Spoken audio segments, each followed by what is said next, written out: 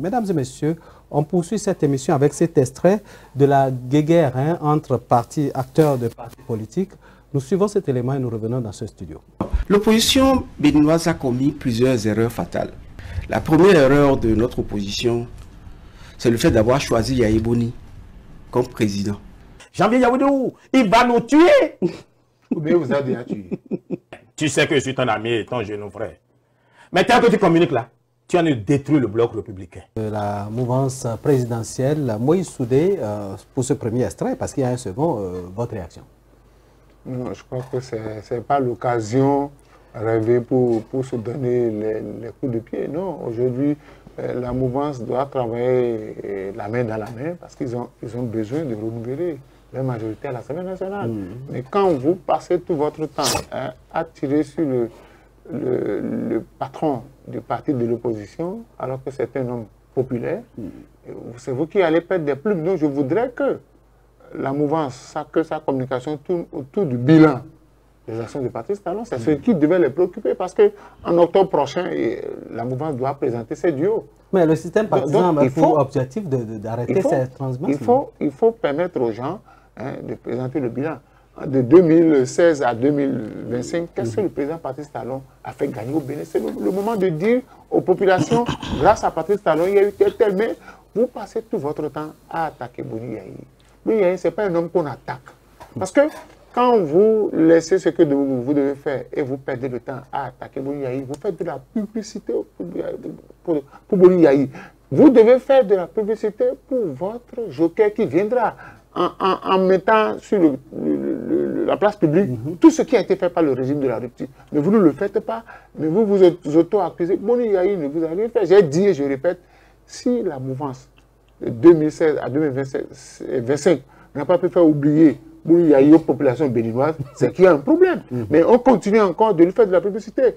Messieurs, arrêtez. Parlez de ce que vous avez fait et dites ce que vous proposez au peuple béninois pour 2026. Voilà, Landry Breton, là, le système partisan n'a pas empêché, la transhumance n'empêche pas, n'est-ce pas, qu'on continue de parler, n'est-ce pas, de Boni Yahi, qu'on continue de se tirer à boulet rouge entre les pattes. Oui, je crois que c'est Bertin Kowi qui a raison.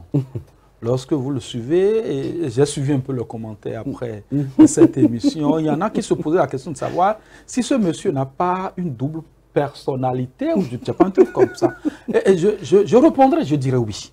Oui, il y a ce Bertin Kowi qui, quand il a envie d'amuser la galerie, de dire des choses juste pour faire rire, il le fait. Mais lorsqu'il se fait sérieux, il dit des choses que tout le monde ne peut pas. Je ne voudrais pas l'assimiler au fou du village. Mais il est un peu dans ce rôle où on pense que les gens le regardent comme toujours celui-là qui est un amuseur de la galerie. Mais il dit vrai. Lorsque vous passez tout le temps à parler de Yahi Boni, quelle est la fin? Quelle est la finalité? Je crois que lorsqu'on se réfère un peu au titre de notre émission, une guerre fratricide à quand, pour quelle fin? Moi, je dis c'est le syndrome de fin de mandat. Ah oui, qui est en train d'agiter déjà l'arène politique.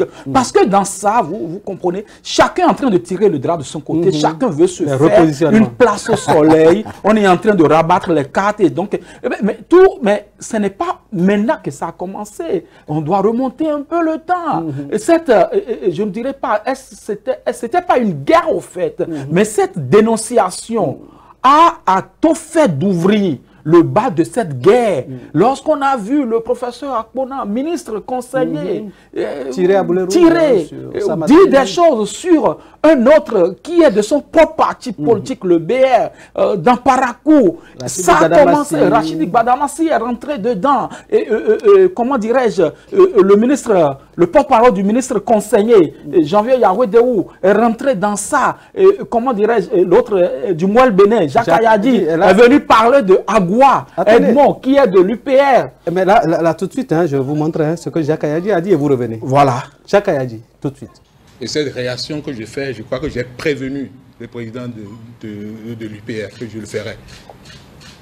Parce que chaque fois que les inconduites se notent au niveau de ses camarades, sur le terrain et qu'on en discute, il me calme souvent pour dire ça va se gérer. Ça va se gérer, mais ça ne se gère jamais.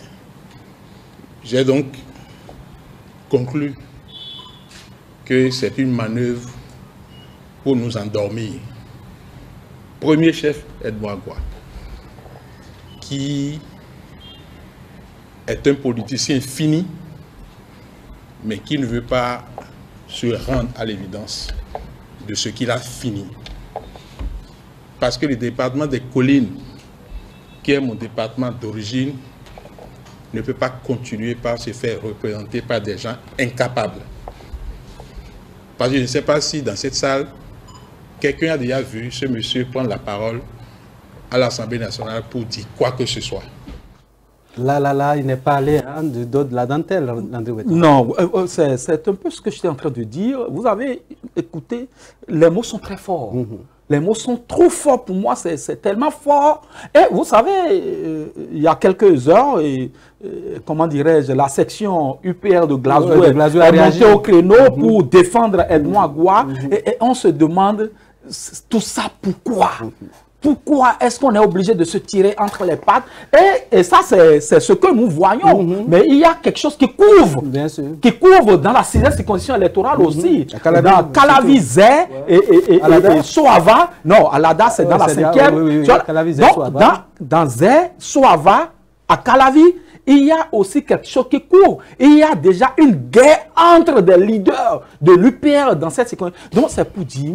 Pourquoi est-ce qu'on est obligé de faire toutes ces choses lorsqu'on est sûr du bilan que l'on veut présenter pour pouvoir être représenté autrement?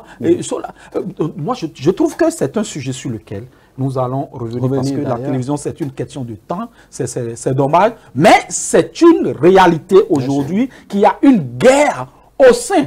Pas pour dire qu'au sein de l'opposition, il n'y a pas cette guerre aussi, hein, on va y revenir. Mais au sein de la mouvance, c'est créa parce que vous voyez des clans, des entités. Lorsque vous rentrez dans, vous prenez la 6e circonscription électorale, il y a le clan de Tokpanou qui est là.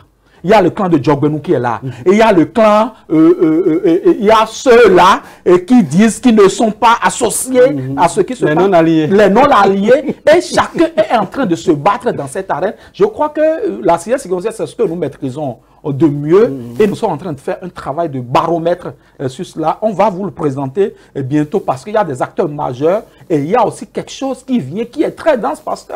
Et ça va finir par se savoir, comme le dirait l'autre. Ils vont se découvrir, chacun d'eux va se découvrir. Parce que ça parle très bas, mais ça va commencer, les joutes vont commencer par monter très très bientôt. Voilà, on sait qu'il y a beaucoup qui nourrissent des ambitions présidentielles. Hein, et donc, il y a de non, quoi, vous savez, Jacques Ayadi a dit quelque chose qui m'a réconforté. Quand je le dis chaque fois, les gens pensent que je dis il y a 109 députés. Il y a combien qui parlent? Il a confirmé, il y a combien qui parlent. Il y a des gens qui ne savent même pas lire les lois parce qu'ils ont un peu d'argent dans leur milieu, on les bombarde sur les listes, ils deviennent députés, ils ne font pas avancer le pays. Merci, président Jacques Ayadi. Il faut désormais choisir des gens capables de faire avancer la République. C'est pas parce que j'ai quelques billets qui traînent dans ma poche que je vais forcer pour être sur la liste. Mais même si on n'est pas allé on ne peut pas avoir, on a 109 députés. Dites-moi, pendant leur mandature là, les 109 là, on parlait, il y a des gens, moi je ne connais même pas leur nom. Moïse, même si on n'est pas allé à l'école, est-ce qu'on ne peut pas faire le travail avec un cabinet bien bâti? On n'est pas allé à l'école. On n'a pas le temps de faire le travail. Mais il y a des gens disponibles, capables intellectuellement de faire le travail. On peut avoir un cabinet. Accompagnez-nous. Combien de députés ont le cabinet? Nous allons bientôt, ils vont peut-être choisir. Il faut mettre sur les listes, pas forcément les gens qui ont l'argent, mais des gens qui ont quelque chose dans la tête. Bien sûr. Des gens qui peuvent étudier une loi. Des gens qui peuvent prendre en considération les désirs des populations. Ce n'est pas des gens qui vont passer tout le temps à être absents, à être dans les commissions, à ne jamais parler, à ne jamais proposer de loi. Le président Jacques a dit militer pour que dans les 24 circonscriptions électorales au niveau de la mouvance, que l'on puisse prendre des gens capables de relever la République. Pas des gens qui vont gonfler l'effectif. Et je le dis et je le répète, il y a des députés qui sont restés à l'Assemblée nationale, qui ne savent pas lire une loi. Et ils lèvent seulement les mains. Député oui, député non. Député oui, député non. Il faut qu'on arrête ça.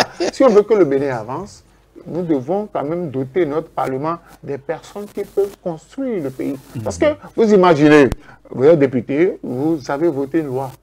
et on vous dit comment vous inviter sur un plateau de télévision. Mais c'est dans ce même pour que vous pays. puissiez expliquer la loi que vous avez votée. Voilà, Vous c'est dites dans que ce vous n'avez pas même lu là, pays. Ils ont voté une loi qu'on leur a expliqué après. Donc il faudrait C'est que pas dans possible. l'élaboration des listes, que ce soit au niveau des maires, des députés, que l'on puisse prendre des personnes capables. Il y a des gens qui sont intellectuellement bons, mais qui ont les poches vides.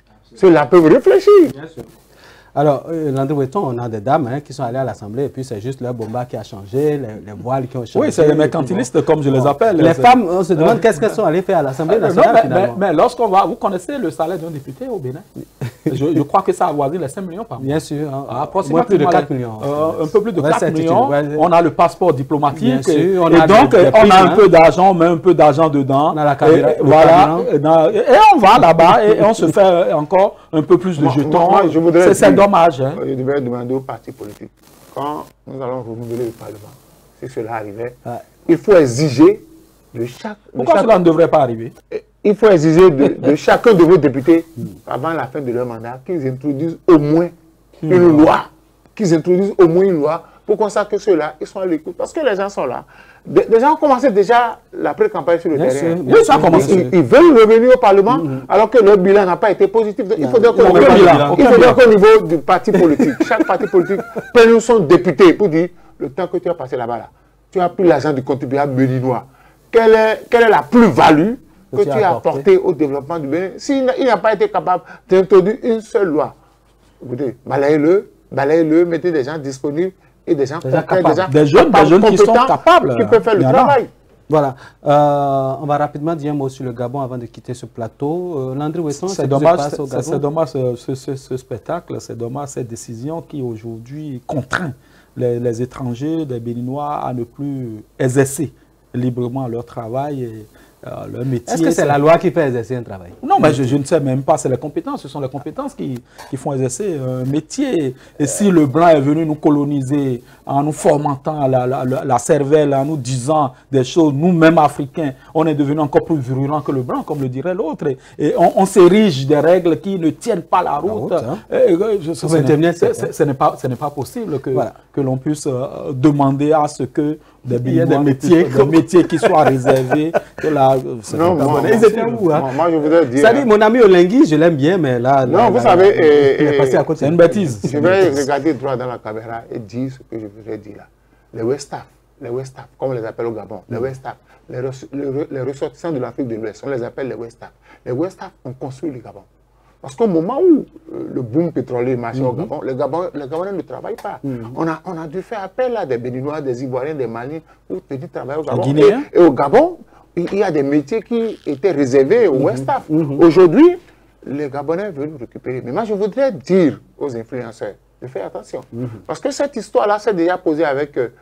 entre la Côte d'Ivoire et le Sénégal. Bien sûr. Et une Sénégalaise, pas ignorance, a estimé qu'au Bénin, on n'a pas d'université. Et que, donc, il faudrait... On va lui donner un billet d'avion. Moi, je crois que les Africains doivent se prendre au sérieux. Vous ne verrez jamais ça dans les pays développés. Où on dit, le monde vient travailler. Bien sûr. Parce que j'ai dit, les métiers qu'on veut donner, moi, avant d'arriver dans ce studio, j'ai appelé le Gabon. C'est-à-dire que cette dame-là étaient dans un marché, on a reconstruit le marché, on leur a reconduit leur place. Mais ces dames-là payent des taxes. Bien sûr. Mais les Gabonais... Elles font vivre le Gabon. Il y a des métiers que les Gabonais n'avaient pas appris à faire. Ils n'aimaient pas faire. C'est aujourd'hui qu'ils vont faire ça. Il y a... Là-bas, quand vous allez dans le commerce, vous allez voir les Béninoises, les Ivoiriens, les Maliens, les Guinéens, que ce soit les maçons, les plombiers, les électriciens. Ce sont ce qu'on appelle les Westaf qui font le travail. Les pêcheurs, ce sont les Béninois. Donc, je voudrais qu'on arrête cette guerre-là. L'Afrique n'en a pas besoin. Et nous sommes un. Et au Bénin, tout le monde circule librement. Est-ce qu'aujourd'hui, nous on va se lever pour dire Bénin, les Béninois veulent vendre à Tuta? Tout le monde sait qu'au Bénin, la friperie, c'est la spécialité des Nigériens. On ne peut même pas leur arracher ça. Tout le monde sait que les shoemakers, c'était les Ghanéens. Tout le monde sait que la viande grillée au bord des routes, c'est les Babas, c'est les Nigériens. Donc, Dieu a donné à chacun une certaine compétence. Et quand vous pouvez profiter de la compétence de votre voisin, faites-le au maximum. On sait que la viande de porc, c'est Porto Novo. Voilà. Pour disperser. Rapidement, votre mot. Hein, oui, je voudrais dire merci à tous ceux qui nous ont suivis, à tous ceux qui nous ont soutenus dans ces moments de galère sanitaire. On leur dit aussi merci beaucoup. Oui. Écoutez, je voudrais dire vraiment merci. Vous savez, parfois, vous pensez que vous êtes inaperçu. Même au cimetière, La dernière fois, des gens m'ont reconnu, des gens qui sont venus de l'extérieur, ils m'ont reconnu, ils m'ont dit, ah, monsieur Soulé, j'ai dit, ah, ça veut dire que ce que nous faisons, c'est vrai que ce n'est pas du goût de tout le monde. Et je tiens à dire merci à ceux-là qui prennent de temps en temps leur téléphone pour nous encourager. Nous faisons de notre mieux. Et c'est notre façon de participer au développement socio-économique de notre pays. Et ceux qui aussi ne nous aiment pas, c'est leur droit de ne pas nous aimer. Et cela ne peut pas nous empêcher de dire ce que nous pensons et d'apporter notre contribution. Et je voudrais lancer un dernier appel au directeur général de la police pour que nous puissions dire aux policiers, faites votre travail sans pouvoir être violent avec qui que ce soit. Voilà, conducteurs de bus, faites attention sur nos routes parce que là, vous transportez des vies humaines, des pères de famille, des mères de famille. Et quand ça arrive, ce n'est pas bon. Peut-être toute une famille. Hein. Voilà. Et de l'autre côté également, nous allons dire aux acteurs des partis politiques, cette guerre fratricide entre acteurs de la mouvance n'est pas de nature à bâtir des partis politiques forts.